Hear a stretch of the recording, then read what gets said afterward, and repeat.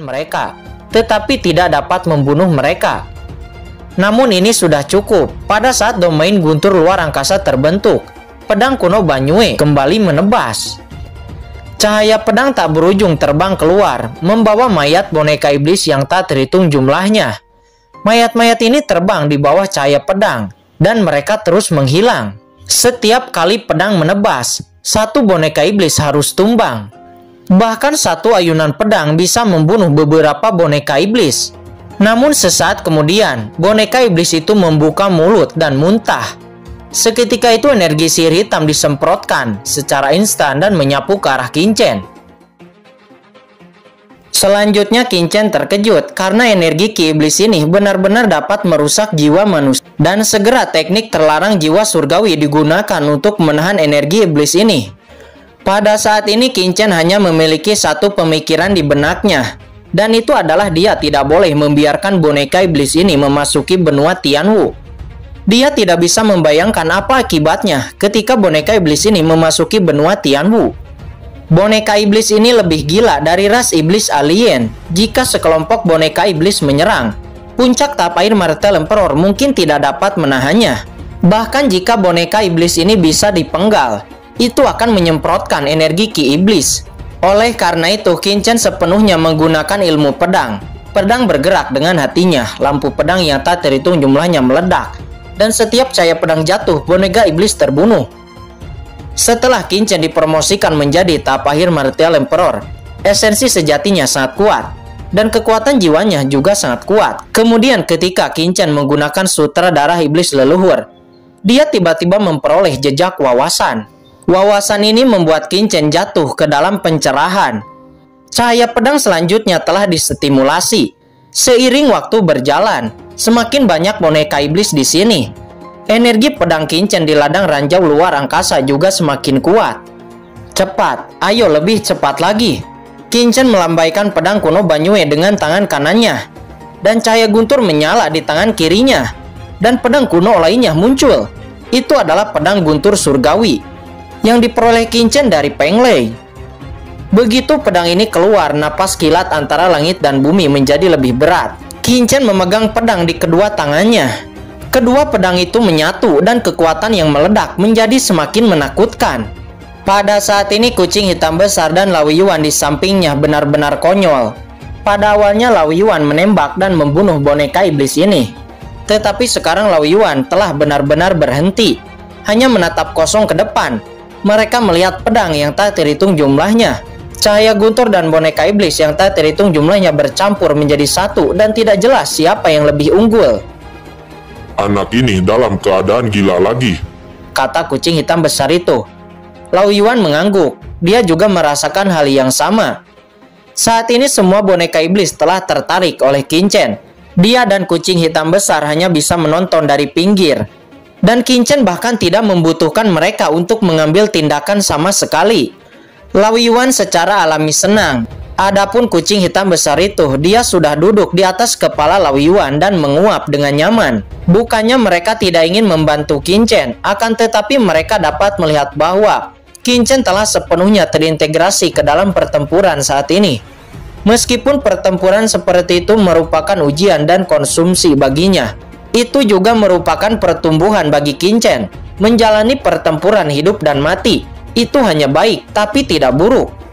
Lao Yuan, kaisar ini akan istirahat dulu, dan saat pertempuran selesai, kamu akan memanggil kaisar, kata kucing hitam besar itu seraya berbaring dan tertidur di atas kepala Lao Yuan. Kamu memang boleh tidur, tetapi kenapa kamu harus tidur di atas kepalaku? Kata Lao Yuan. Kemudian Lao Yuan menatap Qin-Chen dengan cermat karena takut Qin-Chen akan mengalami kecelakaan. Meskipun tampaknya Qin-Chen tidak dalam bahaya sekarang, tidak ada yang bisa menjamin tidak akan ada kecelakaan. Scene berpindah di lautan guntur di luar segel luar angkasa. Terlihat dua sosok dengan dingin menatap inti laut guntur. Kedua orang itu adalah Sang Guan Sinner dan iblis bayangan hitam. Seperti yang diharapkan kucing hitam besar itu, setelah Sang Guan Sinner dan iblis itu melarikan diri, mereka tidak meninggalkan lautan guntur, tetapi menjaga pinggiran, menunggu perubahan di lautan guntur. "Iblis, apa yang terjadi?" kata Sangguan Sinner. "Saya tidak menemukan jejak Raja Iblis. Lautan guntur ini terlalu besar. Sangat sulit menemukan Raja Iblis. Apalagi saluran sebelumnya adalah teleportasi acak," kata bayangan hitam itu. Tujuan mereka kali ini adalah untuk melahap Raja Iblis dan mencoba yang terbaik untuk memasuki alam suci. Tetapi mereka tidak pernah berpikir bahwa semua rencananya akan gagal. Tidak hanya gagal, tetapi mereka juga kehilangan sutra darah iblis leluhur, harta karun tertinggi. Raja Iblis itu ingin mendapatkan kembali kekuatannya dan beradaptasi dengan aturan benua Tianmu. "Jadi, coba Anda pikirkan, kemana kemungkinan dia pergi?" kata Sangguan Sinner.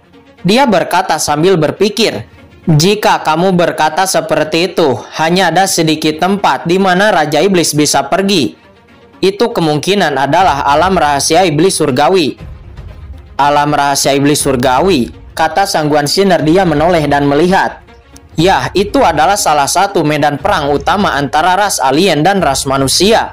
Jadi, Raja Iblis paling mungkin pergi ke sana, akan tetapi itu juga tidak sepenuhnya benar.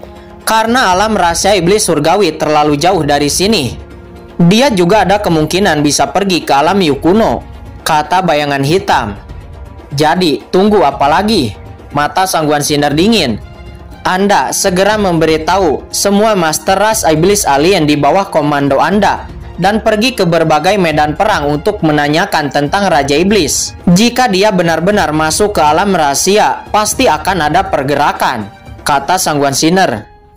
"Jangan khawatir, aku akan segera membuat pengaturan. Lalu, apa yang kita lakukan dengan terus menunggu di sini? Kerusuhan Laut Guntur sebelumnya, saya khawatir semua orang di sana telah mati di tangan Lord of the Abyss," kata bayangan hitam itu. "Tidak perlu terburu-buru. Begitu seseorang keluar, berita itu pasti akan bocor, dan itu pasti akan berdampak besar kepada istana berkabutku. Kita harus memastikan bahwa tidak ada orang yang dapat keluar," kata Sangguan Sinner. Di saat kata-kata itu jatuh, iblis bayangan hitam itu sepertinya merasakan sesuatu. Matanya tiba-tiba memadat dan wajahnya terkejut. "Hei, memang ada ikan besar yang kabur. Pembatasan yang saya tempatkan diganggu oleh seseorang. Ayo pergi," kata bayangan hitam itu. Sosoknya langsung menghilang dan bergegas. Sangguan Sinner juga langsung mengikuti. Beberapa saat kemudian mereka berdua telah sampai di tempat fluktuasi itu berasal. Keluar. Bayangan hitam itu mendengus dingin, matanya berkilap. Dan dia tiba-tiba meraih kehampaan di depannya. Ledakan. Kekosongan tiba-tiba ditangkap dengan kejam, tetapi tidak ada siapa-siapa.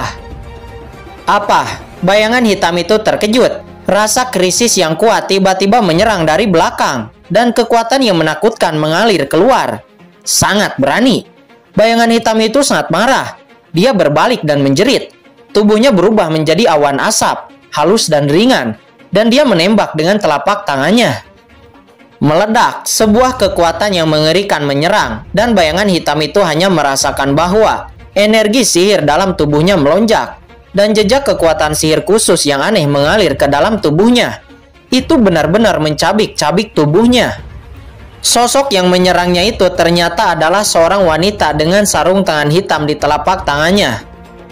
Telapak tangannya mengandung energi sihir mengerikan yang tak ada habisnya. Dan dia langsung menghantam kepala bayangan hitam itu. "Dari mana asalmu? Apakah kamu benar-benar berpikir aku takut padamu?" kata bayangan hitam itu dengan marah. Energi jahat di tubuhnya tiba-tiba meledak. Dan energi jahat itu langsung berubah menjadi perisai magis, langsung menghalangi telapak tangan itu. Meledak, perisai itu benar-benar bergetar, mengeluarkan suara retakan. Iblis bayangan hitam itu terkejut. Siapa orang ini dan kapan ada ahli yang begitu menakutkan di antara umat manusia? Terlebih lagi, itu masih merupakan jenis kekuatan sihir khusus. Meskipun mirip dengan iblis alien mereka, tetapi itu tidak persis sama. Serangan jiwa. Segera dampak jiwa yang tak terlihat bergegas menuju bayangan hitam. Bayangan hitam itu tahu betapa kuatnya itu dan buru-buru mundur. Lalu serangkaian lampu jimat muncul di depannya, mengejutkan jiwa untuk melawan dengan susah payah. Dan kemudian tubuhnya bergetar, dia akan membunuh lagi. Cukup! Teriakan keras yang dingin terdengar. Itu adalah Sangguan Sinner. Sangguan Sinner menatap orang yang menyerang itu dengan tatapan dingin, dengan emosi kompleks di matanya. "Wan-er, apakah kamu harus bertarung melawanku?" kata Sangguan Sinner dengan dingin. Mendengar ini, orang yang menyerang itu tidak bergerak lagi. Dia berhenti. Dan ternyata sebenarnya orang yang menyerang itu adalah Master Sekte Iblis Ilusi. Selanjutnya, Master Sekte Iblis Ilusi memandang Sangguan Sinner dengan dingin. "Jangan panggil aku Wan-er, kamu tidak layak," kata Master Sekte Iblis Ilusi. "Kakak, apakah kamu benar-benar berpikir aku tidak akan membunuhmu?" kata Sangguan Sinner, matanya menjadi semakin dingin. Master Sekte Iblis Ilusi itu tertawa. Dia tertawa dengan panik, seperti orang gila. Dia menatap Sangguan Sinner dan kemudian berkata dengan suram, "Adikku yang baik, kamu ingin membunuhku. Sama seperti kamu membunuhnya saat itu. Jika kamu memiliki kemampuan, kamu bunuh aku sekarang," kata Master Sekte Iblis Ilusi dengan histeris. "Selama bertahun-tahun, kamu masih tidak bisa melupakannya. Saat itu saya meminta kamu untuk mendekatinya untuk saya. Itu hanya untuk membiarkan kamu menggantikan saya, untuk menutupi hubungan antara saya dan Xiaoyu. Tanpa diduga, kamu akan benar-benar jatuh cinta kepadanya. Hanya karena dia, kamu dan aku menjadi orang asing. Wan-er, kamu dan aku adalah saudara kembar. Apakah kamu lupa itu?" kata Sangguan Sinner dengan acuh tak acuh. Master Sekte Iblis Ilusi itu gemetar, lalu dia tertawa. "Benarkah? Saya pikir Anda ingin saya mati. Sayang sekali, kamu tidak akan bisa membunuhku. Aku bahkan tidak mengerti apa itu artinya saudara perempuan." Master Sekte Iblis Ilusi melihat ke langit dan tertawa. Dia tertawa keras, tersenyum. Air mata mengalir di bawah topengnya. "Aku benci, dan benci mengapa dia pertama kali bertemu denganmu saat itu. Dan kamu bahkan tidak pernah membiarkan dia tahu keberadaan saya. Saya sangat naif saat itu. Saya benar-benar menyesal telah mempercayai kamu." Master Sekte Iblis Ilusi itu kemudian menggertakkan giginya. "Jangan khawatir, suatu hari aku akan membalaskan dendamnya. Dan aku pasti akan membunuh dan juga Peng Xiaoyu yang tercela itu," kata Master Sekte Iblis Ilusi. "Untuk seorang pria seperti itu, apakah itu layak untuk memusuhi saudara perempuanmu sendiri?" kata Sangguan Sinner. Dia menghela napas. "Kamu tidak mengerti." Master Sekte Iblis Ilusi itu bergumam. "Kamu tidak tahu bagaimana perasaanku waktu itu." Dia mempelajari garis keturunan dan mempelajari alkemi sepanjang hari. Tetapi dia sangat menyukai ini. Dia tenggelam di dalamnya. Kecemerlangan semacam itu aku tidak akan pernah lupa. Baru saat itulah aku tahu bahwa pria bisa begitu menarik ketika mereka menjadi sangat serius. Dia tidak harus hebat, juga tidak perlu mencapai puncak. Dia adalah dia, tidak ada yang bisa menandinginya, kata Master Sekte Iblis Ilusi. Master Sekte Iblis Ilusi ini ternyata adalah saudara kembar dari Sangguan Sinner.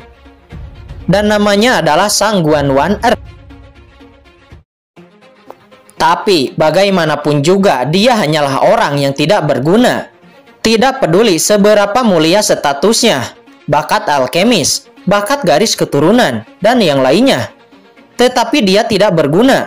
Karena seumur hidupnya dia tidak akan bisa menerobos ranah Martial Emperor. Orang seperti itu, apa nilainya? Kata Sangguan Sinner. Dia mencibir, kemudian dia berkata lagi, "Apakah kamu lupa bagaimana ibu kita meninggal? Sejak ibu meninggal, saya hanya tahu bahwa hanya pria yang kuat yang dapat diandalkan. Sedangkan yang lemah hanya bisa ditinggalkan. Saya sekarang hanya ingin datang ke bakat seni bela diri puncak. Biarkan semua orang di dunia ini berlutut di bawah kaki saya. Ini adalah jalan saya," kata Sangguan Sinner. "Jadi, apakah kamu juga memanfaatkan Peng Xiaoyu, kan?" kata Sangguan Wan-er. Dia mencibir. "Aku tidak pernah memanfaatkan Peng Xiaoyu. Aku hanya berkata, jika dia memang adalah yang terkuat, maka dia adalah masa depanku. Tetapi jika dia tidak cukup kuat, maka dia hanya bisa ditinggalkan," kata Sangguan Sinner.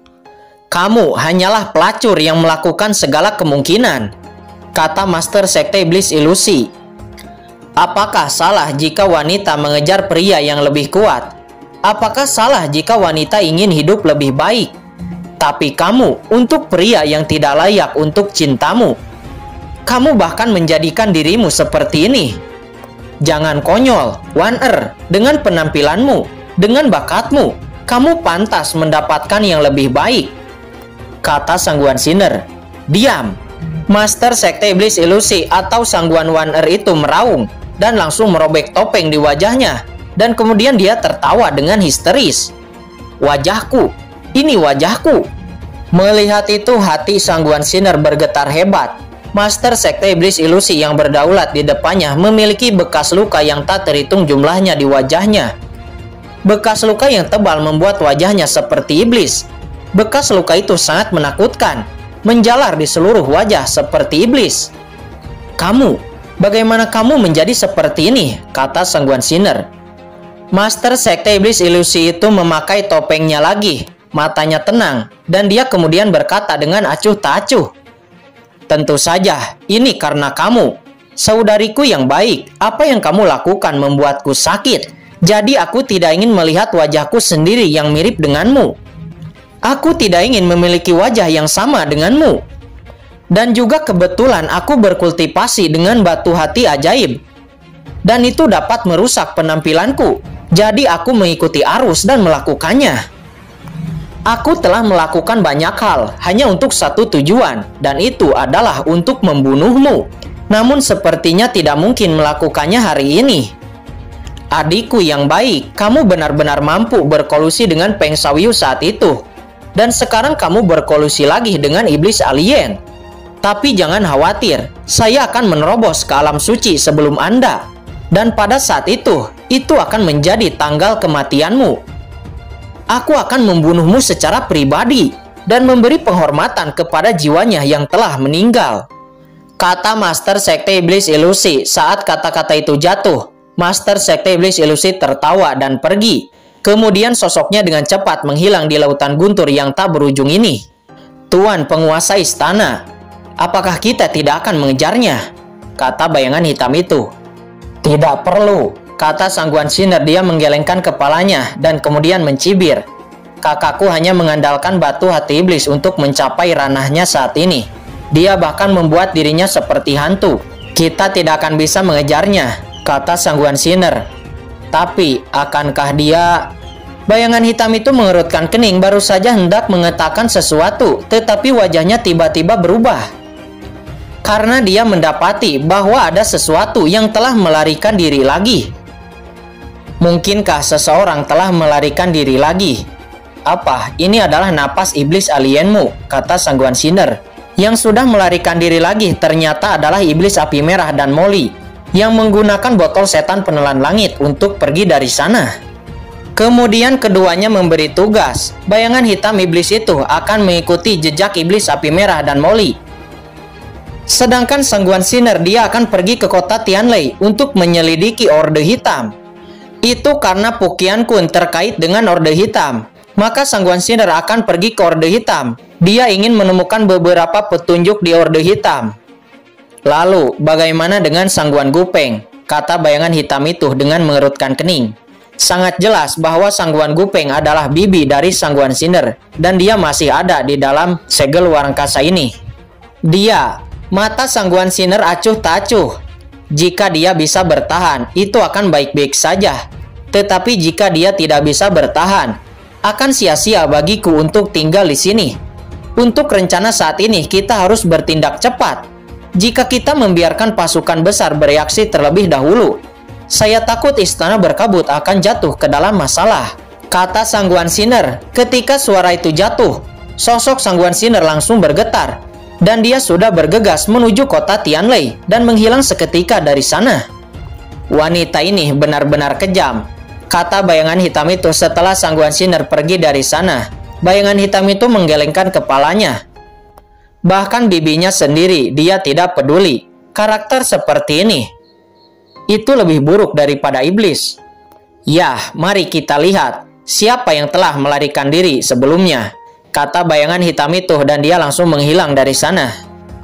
Saat ini Sangguan Sinner melesat dengan sangat cepat. Dia bergerak dalam kehampaan. Dengan basis kultivasinya, dia baru saja meninggalkan area Laut Guntur. Singkat cerita, akhirnya Sangguan Sinner telah sampai di depan gedung Orde Hitam. Namun dia menemukan ada sebuah formasi besar yang melindungi gedung Orde Hitam. Melihat itu, Sangguan Sinner langsung menghantam formasi besar itu. Namun formasi tingkat ke-9 itu menakutkan dan dapat memblokir puncak Tapair Martial Emperor. Tetapi bagaimana mungkin itu bisa memblokir yang kuat seperti Sangguan Sinner? Ledakan. Hanya dengan beberapa tarikan napas, formasi besar yang melindungi Orde Hitam itu tiba-tiba meledak. Dan raungan dahsyat mengguncang seluruh kota Tianlei, lalu menarik mata ngeri banyak orang untuk melihat. Itu gedung Orde Hitam. Siapa orang misterius ini? Dia berani melakukan sesuatu kepada Orde Hitam. Apakah dia tidak takut mati? Kata orang-orang di sekitar yang melihat tindakan Sangguan Sinner. Sangguan Sinner mengabaikan orang-orang di sekitar, dan setelah menghancurkan formasi besar Qinchen, dia langsung meledakkan gedung Orde Hitam. Setelah gedung Orde Hitam diledakkan, itu memperlihatkan tanah kosong. Namun tiba-tiba wajah Sangguan Sinner berubah, karena dia menemukan tidak ada seorang pun di Orde Hitam. Di mana orang-orang dari Orde Hitam? Kata Sangguan Sinner, hatinya tenggelam. Dia tidak menyangka bahwa tidak ada seorang pun di Orde Hitam. Sepertinya semua orang di Orde Hitam telah pergi sebelum dia tiba. Sungguh kekuatan yang licik, kata Sangguan Sinner. Dia ingin mengetahui identitas pihak lain. Akan tetapi dia tidak bisa tinggal di sini lebih lama lagi. Satu-satunya cara adalah menghubungi klub Paikting. Karena klub Paikting di kota Tianlei dikendalikan oleh istana berkabutnya. Memikirkan hal ini, Sangguan Sinner mengguncang tubuhnya. Dan dia akan segera pergi dari sini. Namun sebelum Sangguan Sinner bisa pergi, tiba-tiba sebuah cakar hantu yang keras muncul dan itu langsung menyerang ke arahnya. Cakar hantu itu sangat suram dengan panjang ratusan kaki dan mengandung aura menakutkan yang tak ada habisnya. Melihat itu, Sangguan Sinner mengerutkan kening. Ini master dari sekte hantu surgawi, kata Sangguan Sinner. Dia mencibir, kemudian dia mengayunkan telapak tangannya. Seketika cakar hantu yang mengerikan itu langsung diblokir. Cakar hantu yang sekuat gunung itu meledak berkeping-keping lalu menghilang. Apa?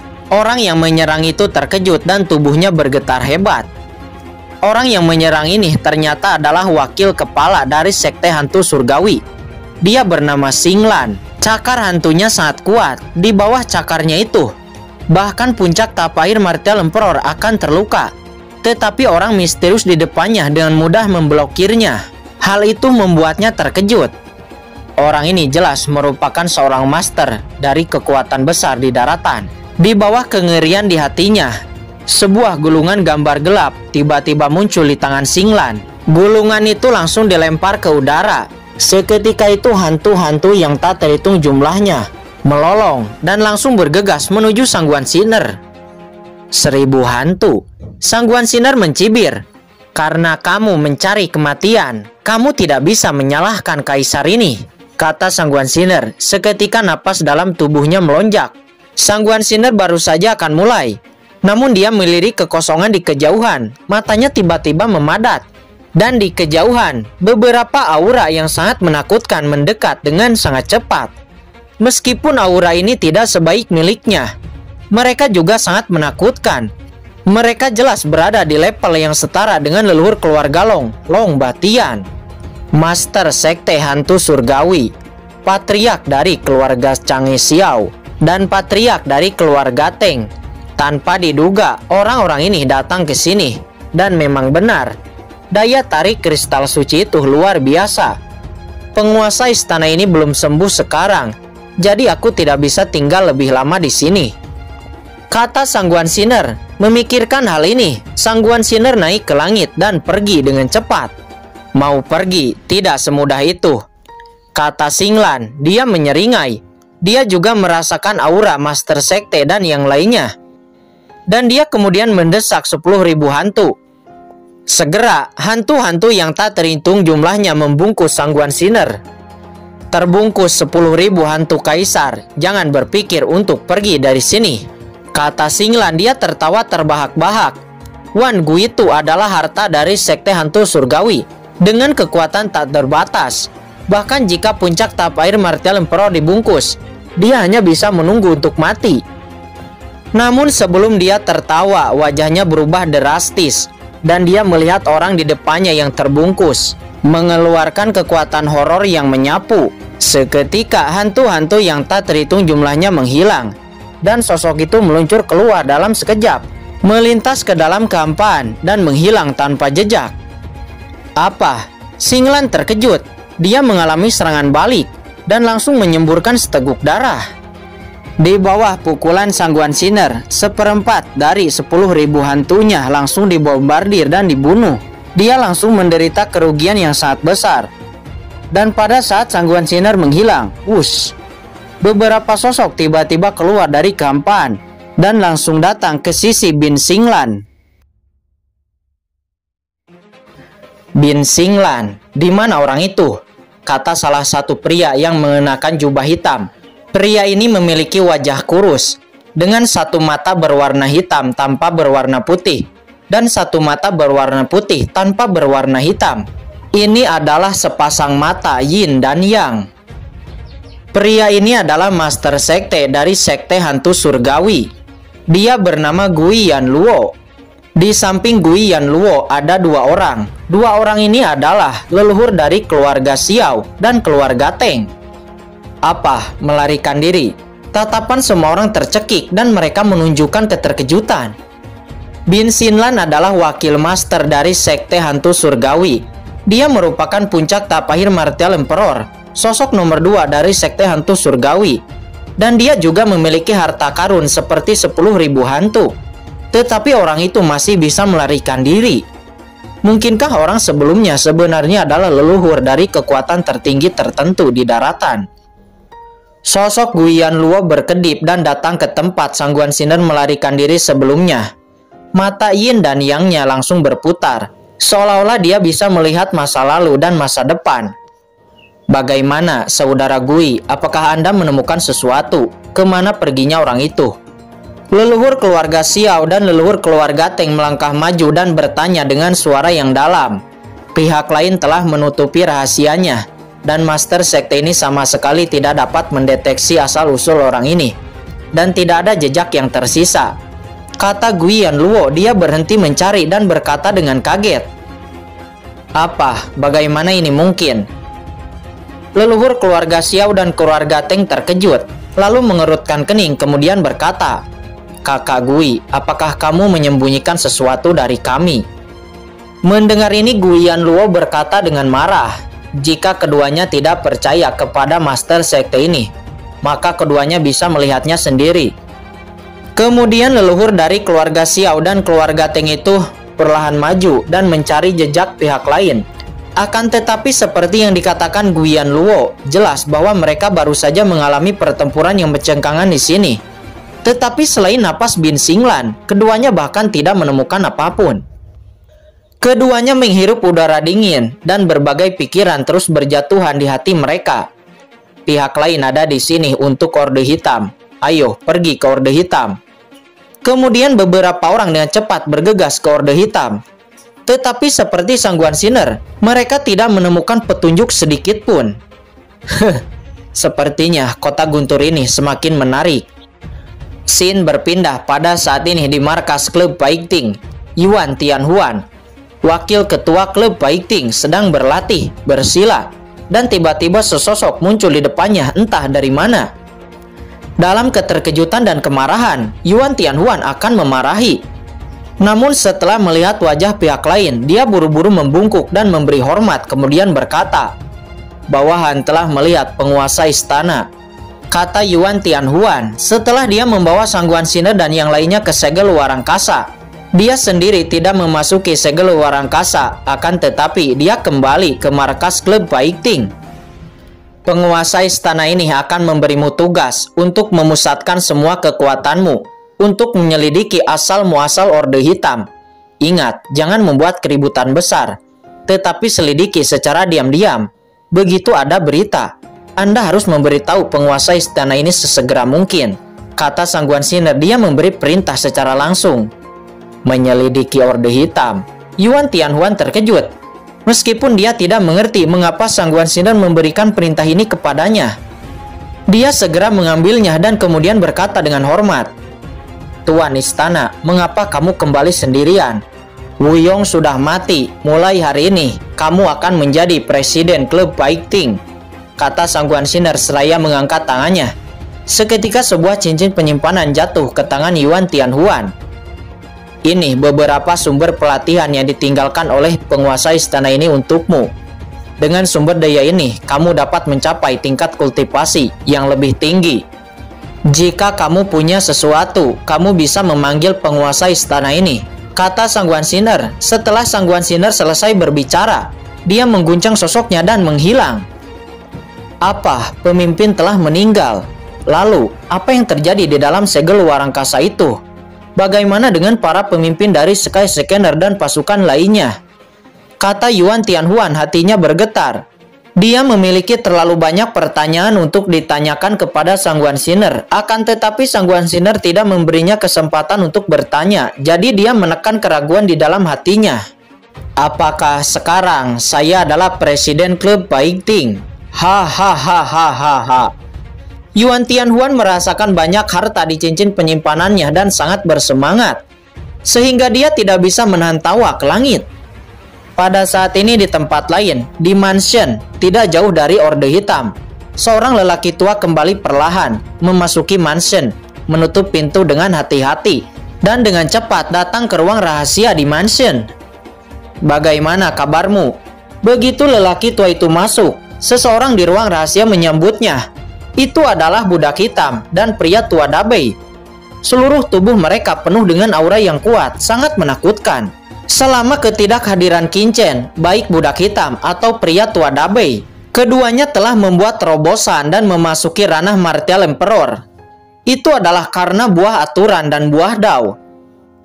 Buah aturan efeknya sangat bagus, sehingga budak hitam dan pria tua Dabei yang awalnya terjebak di kemacetan, sekarang dapat menerobos dengan mudah. Jika bukan karena harta ini, keduanya ingin menerobos 10 tahun atau 20 tahun, itu juga tidak mungkin. Dan sosok lelaki tua yang masuk itu dengan cepat menjadi kekar, matanya menunjukkan martabat. Ternyata itu adalah penguasa Gunung Tiandi. Benar saja, seorang ahli teratas telah menyerang Orde Hitam sebelumnya. Untungnya saya sudah dievakuasi sebelum mengalami krisis. Jika tidak, kata penguasa Gunung Tiandi, dia memiliki jejak rasa takut di suaranya. Mendengar kata-kata penguasa Gunung Tiandi, ekspresi budak hitam itu berubah dan dia kemudian berkata dengan sungguh-sungguh, "Tuan San, apakah orang yang menyerang itu lebih kuat darimu?" "Kuat, itu jauh lebih kuat," kata penguasa Gunung Tiandi dengan kusyuk. Dia melihat tembakan Sang Guan Xiner secara rahasia dan mengingat pemandangan pada saat itu. Dia masih memiliki jejak ketakutan yang tersisa. Orang yang menyerang Orde Hitam itu pasti leluhur dari kekuatan tertinggi di daratan, salah satu dari sedikit orang di daratan. Jika saya melawannya, saya khawatir dalam beberapa gerakan saya akan jatuh, kata penguasa Gunung Tiandi. Dia mengetahui kekuatannya sendiri dengan baik. Dia tidak jauh lebih baik dari Bin Xinglan dari Sekte Hantu Surgawi. Dan orang misterius itu dengan mudah melukai Bin Xinglan. Bahkan Master Sekte Hantu Surgawi, keluarga Xiao, dan keluarga Teng. Mereka bertiga bahkan tidak dapat melacak orang itu. Mendengar kata-kata penguasa Gunung Tiandi, hati semua orang menjadi berat. Dan mereka hanya bisa berdoa. Berdoa dan berharap. Berharap Qin akan aman. Saat ini Qin secara alami tidak tahu apa yang terjadi di kota Tianlei. Dia benar-benar tenggelam dalam pertarungannya dengan boneka iblis. Terus-menerus menggunakan ilmu pedang dan pedang ganda yang menghabiskan kekuatan mental dan esensi sejatinya. Namun ternyata boneka iblis ini juga sedikit cerdas. Begitu mereka terluka parah oleh Qin, mereka bersembunyi di belakang, lalu menelan energi iblis dari jurang. Menunggu lukanya sembuh dan kemudian menyerang Qin lagi. Secara bertahap, jumlah boneka iblis yang dapat menahan pukulan Qin Chen semakin meningkat. Jumlah boneka iblis tingkat tinggi ini menumpuk, meskipun mereka tidak dapat menembus domain guntur luar angkasa Qin Chen. Namun mereka telah menguasai metode untuk tidak dibunuh oleh Qin Chen. Saat ini tiba-tiba Qin Chen teringat dengan domain pedang. Qin Chen ingin menampilkan domain pedang, akan tetapi di dalam domain guntur luar angkasa ini, domain pedang tidak bisa ditampilkan. Akan lebih bagus jika domain pedang juga bisa digabungkan, kata Qin Chen. Memikirkan hal ini, hati Qin Chen tergerak. Ya, karena dia bisa mengintegrasikan domain ruang angkasa dan juga domain guntur. Mengapa dia tidak bisa mengintegrasikan domain pedang ke dalamnya?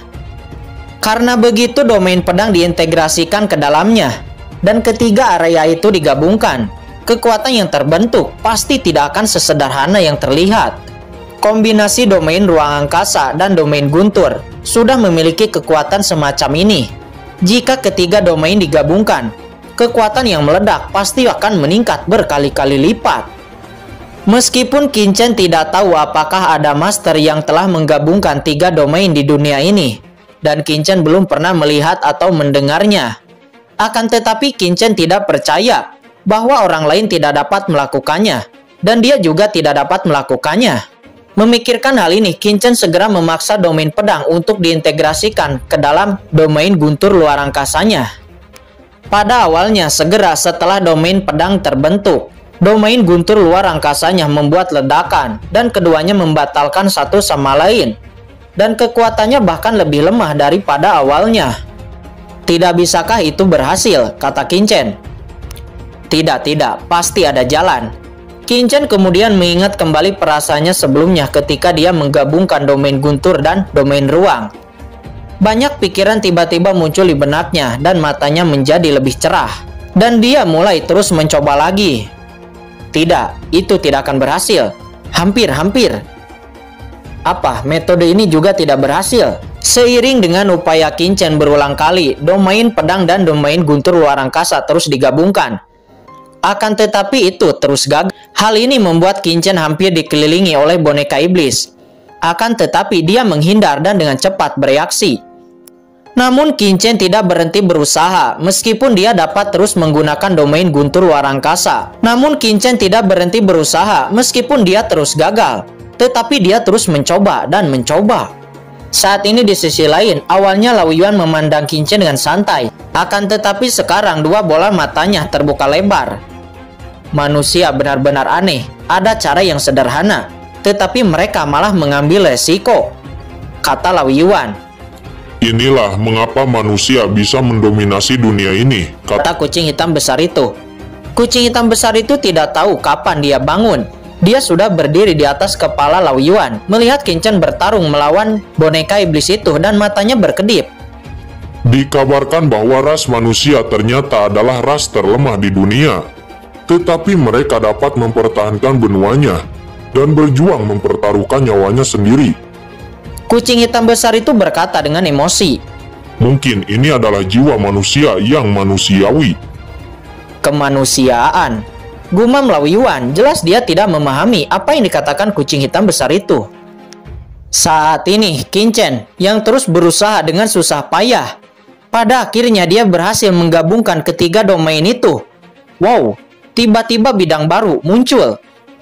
Domain ruang angkasa, domain guntur, dan domain pedang semuanya terintegrasi. Ini diberi nama domain pedang petir ruang. Boom! Dalam kehampaan, medan yang menakutkan menyebar. Kekuatan ruang meresap. Guntur dan kilat melonjak. Disertai dengan aura pedang yang sangat menakutkan. Qin Chen kemudian mendesak pedang kuno Banyue dan pedang guntur surgawi dan menebas dengan satu pedang. Pedang yang sangat biasa, tetapi setelah itu menebas, boneka iblis di sekitar Qin Chen langsung hancur. Qin Chen tiba-tiba melihat ke langit dan tertawa. Dia akhirnya mengerti apa yang sedang terjadi. Pada saat berikutnya, dia bahkan tidak menggunakan aura pedangnya. Dan aura pedang yang tak terhitung jumlahnya muncul. Tidak ada energi pedang yang melonjak, hanya kedipan cahaya pedang biasa. Tetapi itu sudah cukup untuk mencakup radius puluhan meter. Dan semua boneka iblis dalam radius puluhan meter itu hilang, punah, berubah menjadi abu. Pada akhirnya boneka iblis itu akhirnya tahu bahwa mereka tidak dapat mengalahkan Qin-Chen, dan mereka mundur satu demi satu, tenggelam ke dalam energi jahat, dan kemudian menghilang dalam sekejap mata. Aku akan mengembalikan esensi sejatiku terlebih dahulu, kata Qin-Chen. Dia berkata kepada Lao Yuan, dan kemudian langsung memasuki cakram Gyo Qian Kun. Begitu Qin-Chen memasuki cakram Gyo Qian Kun, Qin-Chen dengan cepat mengeluarkan pil yang tak terhitung jumlahnya, lalu menelannya. Pada saat ini, esensi sejati dan kekuatan mentalnya hampir habis. Saat ini Yuqian dan Jiruyu sama-sama menatap Qin-Chen dengan sedih. Mereka berdua melihat penampilan Qin-Chen dengan putus asa sebelumnya. Mereka juga mengerti alasan mengapa Qin-Chen melakukan ini. Semuanya untuk keselamatan benua Tianwu. Jika tidak, begitu banyak boneka iblis yang masuk ke benua Tianwu, maka benua Tianwu akan dalam bahaya. Sejumlah besar batu asli dihancurkan sepotong demi sepotong. Dan sehari kemudian, Qin-Chen tidak tahu berapa banyak batu asli yang telah dia konsumsi, sebelum pada akhirnya esensi sejati dan kekuatan mental dalam tubuh Qin-Chen pulih sepenuhnya. Yang mengejutkan Qin-Chen adalah dia menemukan bahwa esensi sejati dan energi mentalnya telah habis. Dan setelah pulih kembali, dia benar-benar meningkat pesat. Qin-Chen tahu betul bahwa dia telah mencapai tujuannya. Jika dia tidak memiliki perasaan yang luar biasa, akan lebih sulit untuk meningkatkan esensi sejatinya.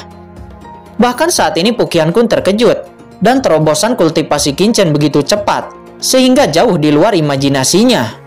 Setelah beberapa saat saling menyapa, Qin-Chen langsung keluar dari cakram Gyo Qian Kun dan muncul di dasar jurang lagi. Saat ini dia berdiri di atas ki hitam. Ki hitam ini sangat lembut dan tidak ada tanda-tanda boneka iblis lagi. Di mana tempat Lord of the Abyss itu ditekan? Kata Qin-Chen. Dia bertanya kepada kucing hitam. Karena boneka-boneka iblis itu muncul di sini, posisi Lord of the Abyss juga kemungkinan sudah sangat dekat. Kucing hitam besar itu menyapu pandangannya ke depan dan kemudian berkata, "Ikutlah dengan Kaisar." Kucing hitam besar itu datang ke energi iblis yang melonjak. Ini, hampir di sini, tepat di bawah. Qin-Chen merasakannya dengan hati-hati, dan dia benar-benar menemukan sesuatu yang istimewa. Energi iblis di bawahnya sangat aneh, dan ada napas yang membuat jantungnya berdebar kencang. Ada energi iblis di bawah ini, bagaimana saya bisa turun? Kata Qin-Chen dengan merutkan kening. Kamu memiliki kuali penekan iblis, gunakan itu untuk melindungi tubuhmu. Adapun saya dan Lao Yuan, kami berdua dapat menahan energi iblis ini, kata kucing hitam. Ketika Qin-Chen mendengar kata-kata itu, dia segera menampilkan kuali penekan iblis. Bersenandung, kuali penekan iblis itu mengeluarkan gumpalan kekuatan, dan kekuatan itu langsung melindungi Qin-Chen dari energi iblis di sekitarnya. Kemudian ketiganya langsung turun ke bawah. Setelah sampai di bawah ada gelombang guntur dengan napas kekayaan yang ekstrim. Pori-pori Qin-Chen langsung terbuka. Ini napas kristal suci, kata Qin-Chen. Dia buru-buru membuka matanya untuk melihat dan tiba-tiba melihat petir di bawah. Cahaya petir ini melonjak, meluas ke kedalaman, dan ada tempat yang sangat menyilaukan. Jelas tempat guntur yang paling ganas, dan guntur ini mengandung kekuatan yang sangat kuat. Mengerikan, jauh lebih menakutkan daripada guntur di lautan guntur. Bahkan Qin-Chen merasakan jantung berdebar. Jika itu orang lain, dia pasti akan ketakutan. Benar saja, itu ada di sini, kata kucing hitam besar itu. Dia melompat kegirangan. Lao Yuan, kamu cobalah, kata kucing hitam. Lao Yuan segera mengangkat cakarnya dan menembak dengan keras. Kemudian dia melihat cahaya guntur melonjak di bawah. Lao Yuan tiba-tiba mendengus. Cakarnya hancur berkeping-keping.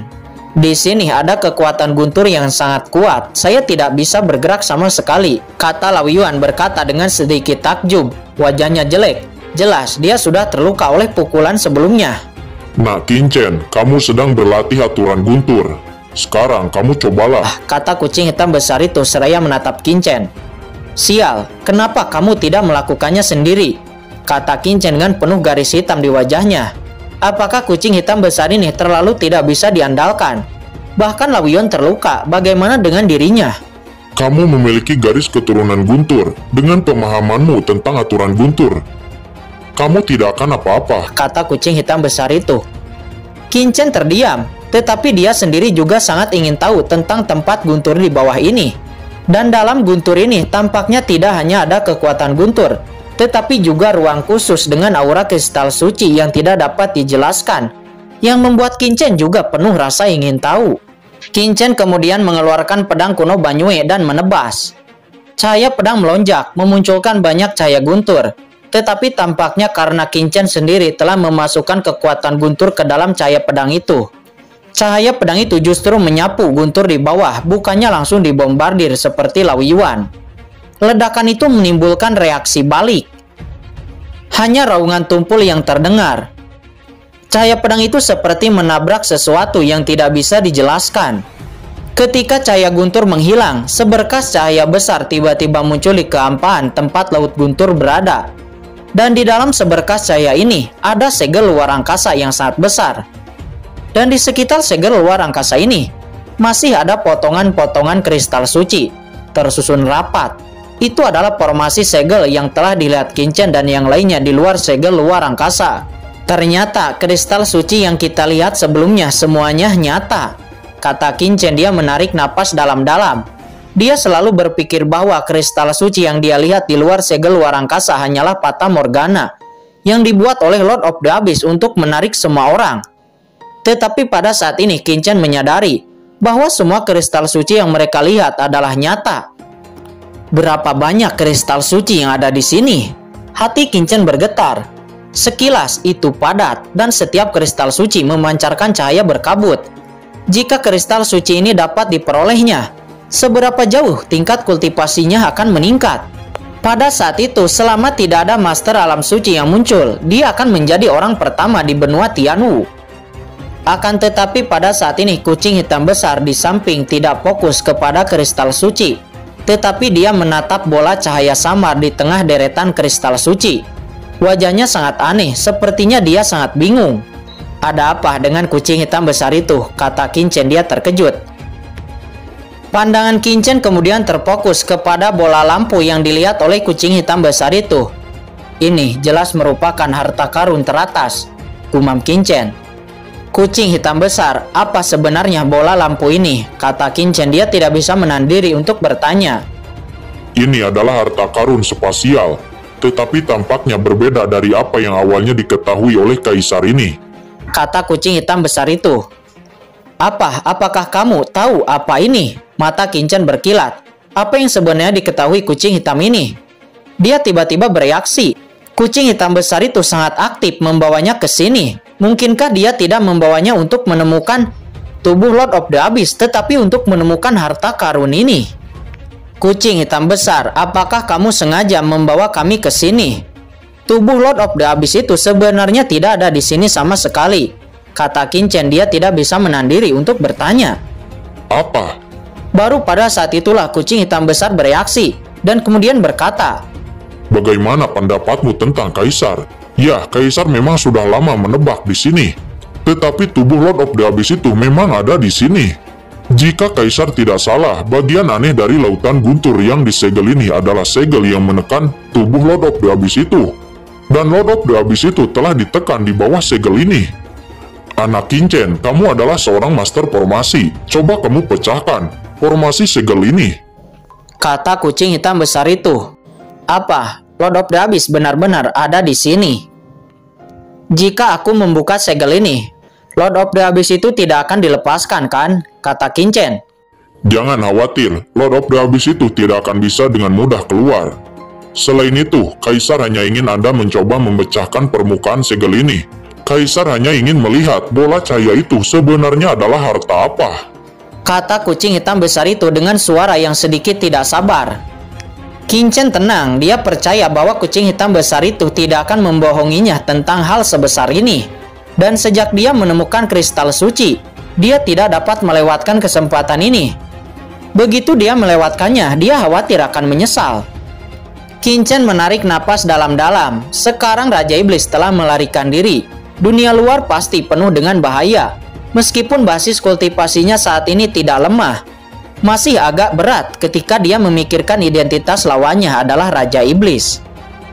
Untuk saat ini, dia hanya bisa mencoba yang terbaik untuk meningkatkan kekuatannya. Dan bisakah dia menyia-nyiakan kesempatan yang begitu bagus sekarang? Memikirkan hal ini, Qin Chen cukup tersentuh dan berkata dengan suara yang dalam, "Kamu berikan harta 7 bintang kepadaku." Kamu tidak ingin menipu harta kaisar kan? Kata kucing hitam besar itu seraya memandang Qin Chen dengan curiga. Qin Chen terdiam, kucing hitam besar ini terlalu pelit. Oke, aku akan meminjamkannya padamu dulu. Kata kucing hitam besar itu seraya mengangkat tangannya. Seketika itu, kompas 7 bintang telah jatuh ke tangan Qin Chen. Qin Chen kemudian dengan mahir mendesak kompas 7 bintang. Dan cahaya tak terlihat segera menyelimuti segel di depannya. Banyak batasan muncul di atasnya. Dan formasi langsung meresap ke mata Qin Chen. Terlalu rumit. Ini adalah pertama kalinya Qin Chen melihat formasi dan segel yang begitu rumit. Teknik terlarang jiwa surgawi. Qin Chen buru-buru menutup matanya dan kekuatan jiwanya menyebar. Karena kekuatan spiritualnya tidak tahan dengan formasi yang begitu rumit. Qin Chen hanya bisa menggunakan kekuatan jiwanya untuk memata-matai. Seketika itu di bawah kekuatan jiwa Qin Chen, garis-garis pada formasi di depannya mulai muncul dalam kekuatan jiwa Qin Chen sedikit demi sedikit. Qin Chen yakin bahwa formasi di depannya jelas bukan hanya formasi tingkat 9. Akan tetapi itu bahkan mungkin formasi tingkat suci. Kalau tidak, bagaimana dia bisa menggunakan begitu banyak kristal suci? Qin Chen tidak yakin apakah dia akan dapat mengintip petunjuknya. Dan dia hanya dapat melakukan yang terbaik untuk mendeteksinya sedikit demi sedikit. Untungnya Qin Chen juga memiliki kompas 7 bintang, yang merupakan harta dari istana artefak, yang khusus digunakan untuk menganalisis perbatasan formasi. Sesaat kemudian Qin Chen menyadari formasi di depannya ini sebenarnya mirip dengan apa yang dia lihat di tanah terlarang. Larangan formasi ini sangat mirip. Apakah ini teknik yang sama? Atau apakah ini jenis pembatasan formasi tertentu di langit? Tapi bagaimanapun juga ini jelas merupakan formasi terlarang dari tanah terlarang yang kemungkinan besar berasal dari surga. Awalnya Qin Chen selalu berpikir bahwa tanah terlarang diletakkan oleh alam suci ras manusia kuno yang kuat. Dan apa yang dia gunakan adalah mantap formasi kuno. Jejak keraguan muncul di hati Qin Chen, tetapi Qin Chen masih tenggelam dalam formasi. Setelah beberapa saat menganalisis segel ini, untuk beberapa alasan, Qin Chen memiliki perasaan yang sangat akrab dan akrab. Seolah-olah pola formasi dan pengekangan ini lahir bersamanya. Mungkinkah? Qin Chen tidak bisa tidak mengingat saat ketika garis keturunan Guntur terbangun, dan mata baik dan lembut dari pria yang menjulang tinggi dan kuat yang dilihatnya, yang membuat Qin Chen tidak bisa tidak menyentuh. Hati Qin Chen benar-benar tenggelam di dalamnya. Qin Chen menjadi semakin akrab dengan segel dan batasan formasi, meskipun dia tidak dapat sepenuhnya memahaminya. Dia bukannya tidak tahu apa-apa, tetapi menemukan beberapa hukum dan aturan yang dangkal. Jika dia tidak salah menebak, segel dan formasi penahan ini harus digunakan untuk menyegel Lord of the Abyss di bawah. Karena ini adalah segel, sangat tidak mungkin untuk membukanya. Tetapi Qin Chen mungkin bisa untuk melemahkannya sedikit. Meskipun Qin Chen tidak tahu mengapa kucing hitam besar itu sangat ingin melihat harta bola cahaya itu. Qin Chen percaya bahwa itu harus menjadi sasaran kucing hitam besar.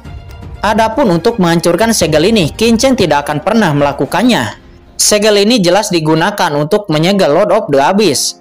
Jika segel ini dibuka hanya untuk keuntungan kecil, benua Tianwu pasti akan menderita banyak kerugian. Qin Chen kemudian mulai menyempurnakan bendera formasi, lalu diletakkan di sekitarnya. Di sisi lain, kucing hitam yang melihat Qin Chen dapat memahami segel dalam waktu yang singkat. Tiba-tiba dia terkejut.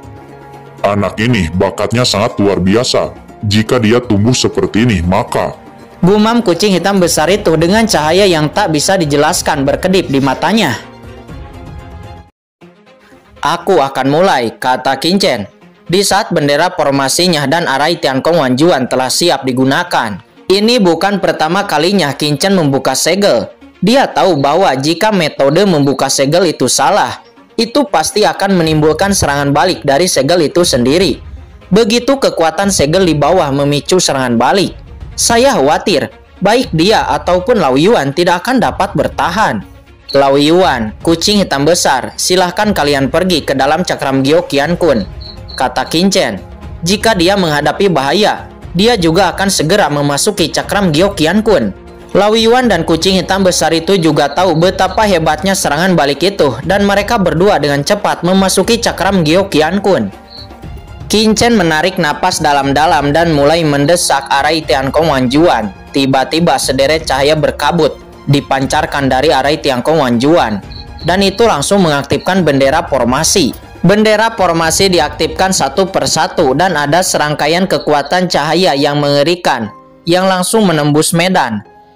Dengan restu dari arai Tiankong Wanjuan, kekuatan cahaya ini langsung jatuh ke ruang di bawah segel. Qin Chen hanya mendengar ledakan samar dan kemudian napas kristal suci yang kuat dan ekstrim mengalir keluar.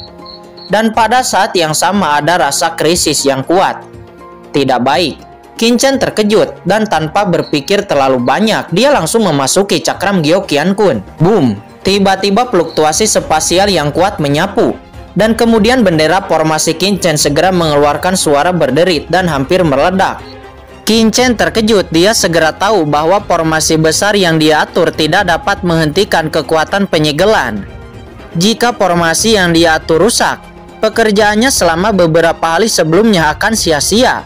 Dengan cemas, Qin Chen buru-buru melepaskan gelombang kekuatan dari dalam cakram Gyeokyeon-kun untuk mengendalikan bendera formasi. Bendera formasi meledak seketika di bawah kekuatan ini. Akan tetapi Qin Chen juga lega dengan metode formasi yang diatur untuk menahan guncangan awal. Namun tidak disangka-sangka masih ada serangan kekuatan spasial yang mengerikan. Bahkan melalui kendali Qin Chen, itu langsung masuk ke dalam cakram Gyeokyeon-kun. Ini adalah pertama kalinya Qin Chen melihat sebuah kekuatan yang dapat bergegas masuk ke dalam cakram Gyeokyeon-kun. Dalam kegelisahan, Qin Chen tidak bisa lagi mengendalikan bendera formasinya yang di dunia luar. Dia kemudian membakar darahnya sendiri dengan gila-gilaan dan buru-buru ingin mengisolasi cakram Gyeokyeon-kun untuk menahan masuknya kekuatan ruang angkasa itu. Meledak. Akan tetapi kekuatan itu terlalu kuat, disertai dengan kekuatan spasial yang menakutkan dan juga kekuatan suci yang mencengangkan. Itu langsung mengalir ke dalam cakram Gyeokyeon-kun dan menyerang Qin Chen dengan ganas. Tidak, Lao Yuan, pergi dan blokir, kata kucing hitam besar itu dengan ekspresi yang sangat serius. Lao Yuan bergegas untuk pertama kalinya, tetapi ada guntur dan kilat yang mengerikan di kekuatan ini. Boom! Kekuatan ini langsung memukul mundur Lao Yuan, dan Lao Yuan meledak terbang keluar. Pukulan ini bahkan lebih menakutkan daripada pertarungannya dengan Lord of the Abyss. Dengan hanya begitu saja, Lao Yuan sangat terluka parah. Dia tidak bisa bergerak dan tergeletak di tanah. Setelah kekuatan guntur dan kilat itu menjatuhkan Lao Yuan, kekuatan itu langsung datang ke arah Qin Chen. Shao Chen, Yu Qiansu dan yang lainnya ketakutan. Mereka melihat nasib Lao Yuan setelah dihantam oleh kekuatan guntur dan kilat itu. Dengan kekuatan Lao Yuan, mereka semua terluka parah seperti itu. Jika Qin Chen dipukul, dia pasti akan mati, bahkan mungkin akan berubah menjadi abu. Yu Qiansu dan Jiruyu sangat ketakutan. Mereka berdua bergegas pergi hampir bersamaan, dan mereka akan berdiri di depan Qin Chen untuk melawan kekuatan guntur dan kilat ini untuk Qin Chen. Tetapi Yu Qiansu tidak punya waktu untuk mendekati Qin Chen. Dia langsung dikejutkan oleh kekuatan suci yang menakutkan. Dia kemudian terlempar keluar, jatuh ke tanah dan menyemburkan seteguk darah. Namun Jiruyu jauh lebih baik daripada Yu Qiansu. Pada saat kritis, kecubung ungu tiba-tiba muncul di tengah alisnya. Dan kecubung ini mekar dengan napas yang luar biasa memenuhi tubuh Jiruyu untuk membantu Jiruyu melawan ini. Namun ketika batu kecubung ini merasakan kekuatan guntur dan kilat, batu kecubung yang awalnya kuat itu menunjukkan sedikit kecemburuan, berubah menjadi cahaya ungu yang langsung membungkus Jiruyu dan mundur dengan gila-gilaan. Tidak, Jiruyu meraung kesakitan dan sudah terlambat baginya untuk bergegas lagi. Dan dia hanya bisa menyaksikan cahaya guntur menghantam Qin Chen. Boom! Tubuh Qin Chen seperti sepotong debu, hancur berkeping-keping, dan seketika menghilang. Jiruyu dan yang lainnya semuanya menyaksikan adegan ini dengan ngeri, dengan ekspresi luar biasa di mata mereka. Tiba-tiba air mata mengalir deras. Shao Chen, Jiruyu dan Yu Qiansu bergegas dengan panik. Air mata mengalir, mencari jejak Qin Chen di mana-mana. Qiankun, Mokara, dan yang lainnya juga menyaksikan adegan ini dengan takjub. Semua ini terjadi terlalu tiba-tiba. Mereka bahkan tidak tahu apa yang terjadi. Pada saat dia bereaksi, Qin Chen telah dicacah menjadi bubuk. Hahaha, anak ini sudah mati. Dia akhirnya mati. Kematian yang sangat bagus, kata Sangguan Gupeng. Dia tertawa. Ekspresinya gelisah, tetapi jejak kegembiraan terlukis di wajahnya. Dia dipenjara oleh Qin Chen di dalam cakram Gyo Qiankun. Dia tidak bisa bertahan atau mati. Sekarang melihat Qin Chen jatuh, meskipun dia tahu dia tidak akan memiliki cara untuk bertahan hidup, dia masih tidak bisa menyembunyikan kegembiraannya. Dia tertawa terbahak-bahak. Duar! Qiankun menampar wajahnya dengan keras dan kemudian berkata dengan dingin, "Diam! Qiankun, jika kamu punya jenis, bunuh aku," kata Sangguan Gupeng seraya tertawa terbahak-bahak. "Diam!" Yu Qiansu juga sangat marah sehingga dia langsung bergegas dan menampar Sangguan Gupeng. Gigi Sangguan Gupeng terbang keluar, namun dia tidak bisa berbuat apa-apa. Tetapi dia masih menatap Yu Qiansu dengan kepahitan dan cibiran. "Tidak, Qin Chen tidak akan mati. Dia pasti tidak akan mati seperti itu," kata Yu Qiansu. Dia berkata dengan putus asa. "Qin Chen, Anda, apa katamu?" kata Sangguan Gupeng. Ekspresinya berubah drastis, dan nama ini membuat seluruh tubuhnya berdiri. "Qin Chen, bukankah anak itu bernama Chen Qing? Bagaimana dia bisa dipanggil Qin Chen?" Sangguan Gupeng ketakutan dan terpana, dan samar-samar dia merasa telah menemukan rahasia besar. Ini adalah nama yang bisa membuatnya mengalami mimpi buruk. Jangan berteriak, anak Qin Chen belum mati. Saat ini suara ketidakpuasan terdengar yang menarik perhatian semua orang. Itu adalah kucing hitam besar. Saya melihat kucing hitam besar itu mengerutkan kening. Dia melihat ke langit dan bumi ini, seolah-olah dia sedang menghitung sesuatu. "Shao Chen belum mati," kata Jiruyu dan Yu Qiansu. Mereka berdua dengan cepat bergegas dengan penuh semangat. Cakram Gyo Qiankun ini adalah pemurnian dari anak Qin Chen. Jika dia mati, ruang ini akan kehilangan pemiliknya dan akan mengucilkan kita sejak lama. Dan juga kalian tanyakan kepada Yongye dan Mokara, apakah tanda jiwa Qin Chen masih ada pada mereka? Kata kucing hitam besar.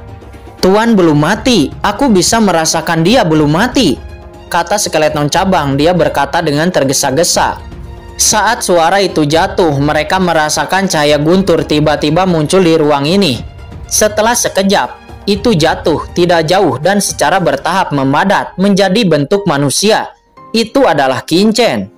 Semua orang melihat ke arah Qin Chen yang dalam keadaan linglung. Qin Chen juga melihat tangannya dengan lamban. Pada saat petir menyambarnya, dia mengira dia pasti akan mati. Akan tetapi saat petir menyambarnya, darah guntur di tubuhnya tiba-tiba aktif, dan dua petir itu bergabung.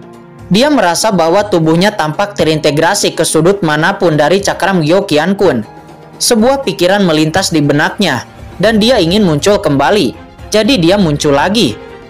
Dalam bentuk guntur, Nak Qin Chen, tampaknya harapan kaisar ini benar. Garis keturunan guntur di tubuhmu benar-benar beresonansi dengan kekuatan guntur di sini, kata kucing hitam besar. Dalam bentuk guntur, Qin Chen mengerutkan kening. Jika kaisar benar setelah guntur memasuki tubuhmu barusan, itu pasti telah menyatu dengan garis keturunan guntur di tubuhmu. Dan kekuatan guntur itu juga seharusnya membentuk tanda kekuatan di tubuhmu, bukan? Kata kucing hitam besar itu. Qin Chen mengangguk. Ini memang benar. Setelah cahaya guntur itu jatuh, itu memadat menjadi kristal biru di tengah alisnya, tersembunyi di dalam tubuhnya. Dan Qin Chen dapat dengan mudah merasakan lokasi guntur ini. Maka sekarang kamu bisa mencoba mengaktifkan tanda itu, kata kucing hitam besar seraya tersenyum. Qin Chen mendengar kata-kata itu dan dengan lembut memindahkan cahaya guntur di tengah alisnya. Seketika itu tubuhnya berubah menjadi guntur dan langsung berubah menjadi kombinasi cahaya guntur ilusi. Bagaimana ini bisa terjadi? Qin Chen terkejut. Ini adalah penggunaan khusus dari kekuatan garis keturunan. Itu tidak terduga. Kucing hitam besar itu menggelengkan kepalanya. Jangan bicarakan ini. Kaisar hanya memiliki beberapa tebakan. keluar dulu untuk melihat apa yang ada di segel. Adapun sisanya, ya, saya akan menjelaskannya kepadamu nanti. Kata kucing hitam besar itu. Nampaknya dia sudah tidak sabar untuk keluar dari dalam cakram giok Qian Kun. Qin Chen melintas dan keluar dari dalam cakram giok Qian Kun. Di luar, Qin Chen mendapati bahwa bendera formasi yang ia tanam telah hancur. Hanya arai Tiangkong Wanjuan yang masih utuh. Pada saat yang sama, segel di bawah juga terbuka. Sebuah celah terbuka, dan itu mengungkapkan bola cahaya di tengah. Bola cahaya itu ternyata adalah sebuah manik yang sangat berkabut, memancarkan atmosfer yang mendebarkan. Manik batas kota? Bagaimana mungkin itu manik-manik batas kota? Kata kucing hitam besar itu, matanya melebar. Ekspresinya tampak seperti neraka, menunjukkan warna yang luar biasa. Apa? Ini adalah manik-manik batas kota yang legendaris. Qin Chen kehilangan suaranya. Dia telah mendengar dari kucing hitam besar itu bahwa manik-manik batas kota adalah harta karun legendaris yang lahir di benua Tianwu. Itu adalah jantung dunia yang lahir dengan pembentukan benua. Itu adalah inti dari seluruh benua. Itu setara dengan sarang iblis kekacauan di benua iblis alien. Dan juga benda ini ketika berada di alam rahasia iblis surgawi, itu bersinar terang, menekan ras iblis alien dan menyegel alam rahasia iblis surgawi. Selain itu, manik-manik batas kota dapat dengan mudah menghilangkan benih parasit di tubuh Qin Chen. Qin Chen telah mencari manik-manik batas kota ini sebelumnya untuk menyelesaikan krisis benih parasit. Hanya saja manik-manik batas kota selalu misterius di alam rahasia iblis surgawi. Dan bahkan kucing hitam besar itu telah menemukan tempatnya. Akan tetapi dia tidak menyangka itu akan muncul di sini. Di masa lalu, Qin Chen memiliki harapan yang sangat tinggi untuk manik-manik batas kota. Tetapi sekarang Qin Chen telah memecahkan masalah benih parasit. Oleh karena itu, dia tidak memiliki banyak harapan terhadap manik-manik batas kota ini. Tetapi Qin Chen masih penasaran dan bertanya-tanya, mengapa manik-manik batas kota bisa muncul di sini? Kucing hitam besar, apakah kamu tahu manik-manik batas kota itu ada di sini? Tanya Qin Chen. Ketika kucing hitam besar itu berada di alam rahasia iblis surgawi, dia sangat mendambakan manik-manik batas kota ini. Manik-manik batas kota? Mengapa harus manik-manik batas kota? Kucing hitam itu mengeong. Tetapi siapa yang mengambil manik-manik batas kota dari alam rahasia iblis surgawi dan meletakkannya di sini lagi? Kata kucing hitam besar itu, dia melompat dengan tatapan muram, matanya seperti neraka. Qin Chen mengerutkan kening. Bukankah bagus melihat manik-manik batas kota? Tetapi mengapa kucing hitam besar itu sepertinya tidak senang? Sial, ini hanya membuang-buang begitu banyak energi. Kata kucing hitam besar itu, dia menghela napas dan tampak kecewa. Tidak sia-sia, setidaknya ada manik-manik batas kota di sini, kata Qin Chen. Bagaimana kalau kamu menemukannya? Apakah kamu masih bisa mengambil manik-manik batas kota itu? Kucing hitam besar itu tersenyum pahit. Alasan mengapa penjahat tercela mengambil asal-usul ruang angkasa dan menggantinya dengan manik-manik batas kota adalah karena pasti ada harta karun. Manik-manik batas kota ini jelas digunakan untuk menekan Lord of the Abyss. Ini, Qin Chen tampak bingung, dan apa yang dikatakan oleh kucing hitam besar itu benar-benar masuk akal. Tidak heran jika ada aura spasial yang begitu kuat di sini sebelumnya. Manik-manik batas kota adalah jantung dunia benua Tianwu, dan kekuatan ruang secara alami sangat kuat. Dan hanya harta ini yang dapat menekan Lord of the Abyss.